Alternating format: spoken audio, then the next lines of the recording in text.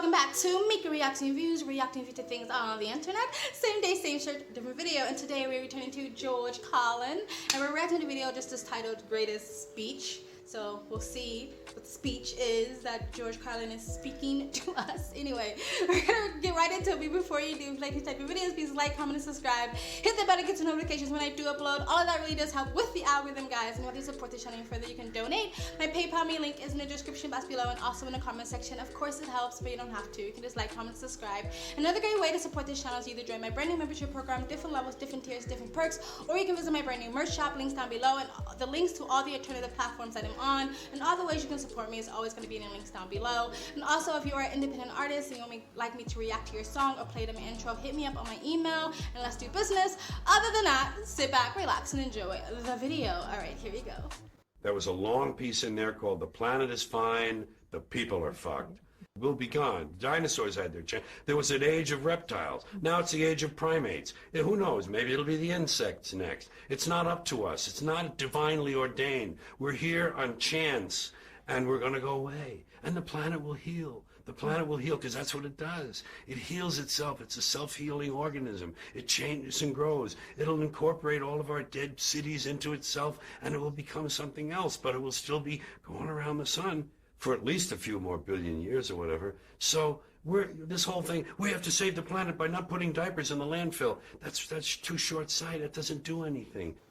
I actually agree with that. In some ways I agree, maybe there are limited resources. But we have seen, even with the lockdowns, when people go away, when the cars stop running, when life stops and stands still, the earth will take back over. The animals will come back out. Like, I do believe like the earth can heal itself, and it's not going to become like just some dry dead rock anytime soon.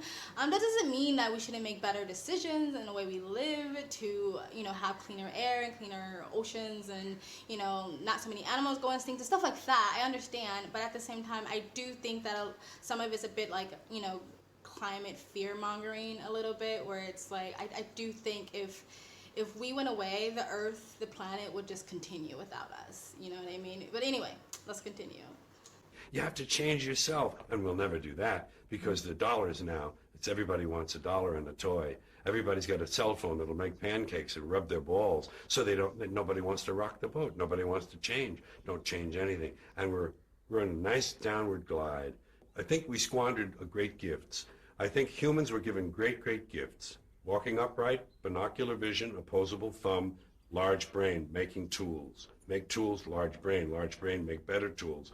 Talk, have to like language. You take this, put in here. We learned language, the brain got bigger, language. We grew. We had great gifts, and we gave it all up for both for both money and God.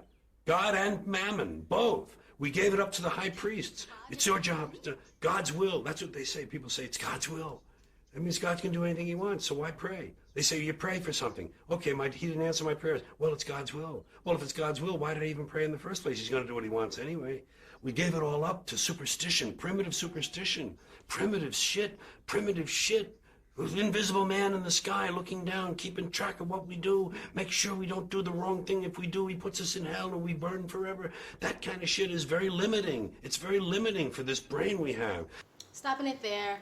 I do agree with him somewhat. I think this is a little outdated. And we all know, like, George Carlin railed against religion and church, and I don't know if he did or did not believe in God, if he was atheist, agnostic, or a believer or spiritual. I have no idea. I don't know what was real and what was part of his bit. I do agree with them. There was a time where church did run the world, and in some countries, religion in the church does still run a lot of things, like places like, I don't know, Philippines, who are a very Catholic country, and the Middle East, where Islam kind of runs laws. I think in the West, we're becoming more and more secular, and more people are becoming an agnostic, atheist, or just spiritual, not religious, or dabbling in a lot of other different spiritualities or philosophies. I don't think the church has as much control over the country anymore. Now, maybe specific states and stuff like that, and if you are in particular personally a religious person, then yeah, it has some control over you. But I don't think it like it was before, where it really was like the state itself itself was like the church. It doesn't mean it still doesn't have influence, especially again if you are religious yourself. But I do also agree with him where the whole saying of like it's just God's will or it's a part of God's plan. A lot of people use that as an excuse. A lot of people use that as a crutch. And a lot of people use that because they're just flat out lazy. Like, they don't want to have to do anything. Like, hey, I prayed. It didn't happen, so not my fault. Hey, something bad happened to you. I might have been a part of it, but it's not my fault because it's God's will. Someone died. You know, like someone can be a drug addict, overdose, and be like, it's God's will. No, they died because they overdosed because they were an addict. Like, there's reasons why things are happening that are tangible and you can see and it's logical. Not that I'm saying like God and logic doesn't match, but I'm just saying like people who kind of use this sort of imaginary reason where they can't prove it, where there is like actual like reasons why there's a cause and effect why things are happening. It doesn't mean, you know, because of your own good or bad decisions, the blame is on you, right? Not, oh, it's just God's will. And the effort can be on you as well. Like, I passed my grade because I studied hard, not because God wanted me to pass my grade. You passed your grade because you studied hard. And I'm not saying it's not connected to God whatsoever. Like, he created you, so you are intelligent enough to study hard to pass your grade, whatever. But I do think that a lot of people use it as a crutch, right? But in today's society, I think government, I think celebrity, I think ideology, I think social media and money, material possession, their politics, their addictions, that is their God. I think those are people's gods today, not this God. Not for everyone. There's still a lot of religious people, but for the most part, in society as a whole, they're not praying to this God. They don't have a religion. They don't have a God. Not a theological one. Anyway, let's continue. So we keep ourselves limited, and then we want a toy and a gizmo and gold, and we want shiny things, and we want something to plug in that'll make big things for us. And all that shit is nothing. It's nothing. We gave it all up. And Americans, who also had great gifts, when you take the theory of democratic rule, self-government, okay, they started off wrong. They owned slaves. They didn't let women vote. They didn't let people who didn't own land vote. Fine. They got off on the wrong foot. But the ideas were good. But we fucking blew that. We polluted it. We polluted it with this stuff, things, material goods, games, gizmos, toys, gadgets, having possessions. He's got a bigger truck. He says, see his truck? It's bigger than mine. I'm getting a new truck. Here's a big truck. Oh, I'm getting that one. That's what you got, a video in it? Your DVD too? He don't have a DVD. I got a DVD, you know. Oh, please. Stopping it there. So like kind of leans into what I was saying in the people worship their things and their groups and what they can have and what they can gain and stuff like that. Kind of leans to that Sam Harrison book called Lost Connections. Amazing, should read it. And there's a chapter in the book called Junk Values, and the book itself talks about why is there such a mental health epidemic in the West and what's contributing to that.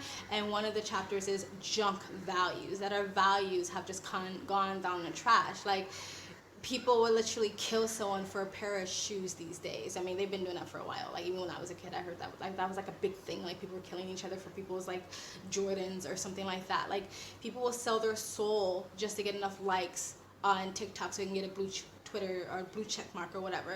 So like, I do think that's one of the reasons why we're so sick mentally and psychologically and spiritually, because we have such junk values. But anyway, let's continue. Whatever happened? And all of that is what happened, you know? And that's why I'm divorced from it now. I see it from a distance. I give myself a divorce. I said, George, emotionally you have no stake in this. You don't care one way or another. So watch it. Have fun. You know what? I say it this way. When you're born in this world, you're given a ticket to the freak show. And when you're born in America, you're given a front row seat. And some of us get to sit there with notebooks. And I'm a notebook guy. Oh my God, did you see that? Did you see what he just... And I watch the freak show, and I get my notes, and I make up stuff about it, and I talk about the freaks. And the freaks are all humans, and they're like me, and they're all the same. We're all the same. I'm not better. I'm not different. I'm just apart now. I'm separate. I'm over here because I put myself out of the mix. I don't have a stake in the outcome. I'm not a cheerleader for a given outcome now. Oh, they say if you scratch a cynic, you'll find a disappointed idealist. And I would admit that somewhere underneath all of this, there's a little flicker of a flame of idealism that would love to see it all whoosh, Change. Stopping it there. The whole notebook thing. I'm like that too. I love to observe people, and I'm fascinated with like just human behavior in general. So I love just like watching, like to analyze people's behaviors and reactions to things. I love that. And the whole like just sort of just detaching from the freak show and the, you know, he used to be, you know, an idealist and now he's a cynic. I'm a cynic too, but I was never an idealist, I don't think. Like an optimistic realist, I would like to call myself. I feel like that's also like the disconnecting from the freak show kind of pairs with the whole like disconnecting from the matrix or disconnecting from the mainstream and just doing your own thing and not really trying to follow the rules of society. Yeah, there are some rules you always have to follow if you want to be somewhat a part of it, but kind of just like being like, I don't want to play by your rules. I'm going to do my thing because I realize that you guys don't know what you're doing and you don't have the best interest of me at heart. So let me just do my own thing. What he said before about humans giving the greatest gifts, one of the other greatest gifts I think we have is that we are really adaptable and we are inventive. And if everything was taken away right now, if the world just imploded and there was a handful of human beings left, we will in 100,000 years redo everything because we will adapt, we will survive, and we will continue. So I think that's another great thing about people. Not everyone, but you know, a lot of us. You know, let's continue. Change, but it can't happen that way. And incremental change, it just seems like the pile of shit is too deep. That was it, guys. That was George Carlin greatest speech. I don't think that was a speech per se. I would say that's more of an interview and just other insights and philosophies and wise words from George Carlin that we all know him and love him for. Do I think it's all helpless and we should all take the black pill and just go away? No, I don't think it's hopeless.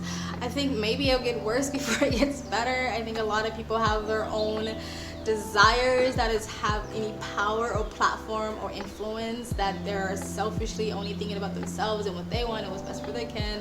And I don't think that as citizens of any world, of any country, first of all, America is not the worst, okay? Like a lot of Americans always think America is the worst. It's not. Travel.